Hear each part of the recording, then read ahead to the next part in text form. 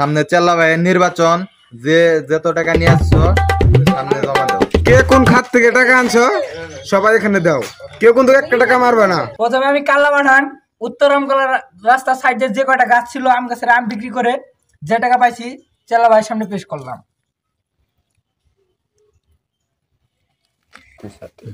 ধন্যবাদ কালা পাঠানকে।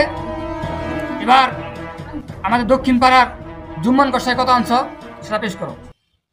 আমি জুম্মন কষাই, আমি কালকে একটা ছাগল চুরি করে জব করে বিক্রি করে যে টাকা পেয়েছি ওই টাকা আমি পেশ করলাম। আমি চিকুচুর গত 3 রাত ধরে মুরগি চুরি করে যা টাকা আয় করেছি তা চেল্লা ভাইকে প্রবেশ করলাম। আমি মগাসুর মানুষের ক্ষেত থেকে ভুট্টা চুরি করে আমি যা টাকা পাইছি তা চেল্লা ভাইয়ের সামনে পেশ করলাম। আমি কালু পুষ্পা ভাও 3 রাত ধরে মানুষের কাছে সুপারি চুরি করে যা টাকা ইনকাম করছি চেল্লা ভাইয়ের সামনে পেশ করলাম। আমার নাম ডাকরা, আমি খাই কাকরা।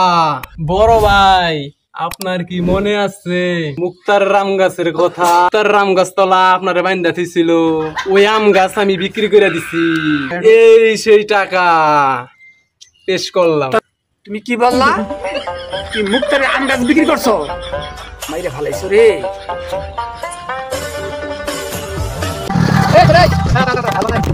আম গাছ আছে মুক্তারের কাছে, আমার কাছে যাবা এখন? ওখানে তো নিচে 2টা বডিগার্ড থাকে। বডিগার্ড আম খাবে এই গাছের বডিগার্ড। এই আম ভাগ রে ধর নেতা নেতা ভাই গেলাম নেতা আমি। এই তুমি করছো কি রে? মুক্তারে আম গাছের এক মার খাইছিলেন, এইবার তোমার জান যায়।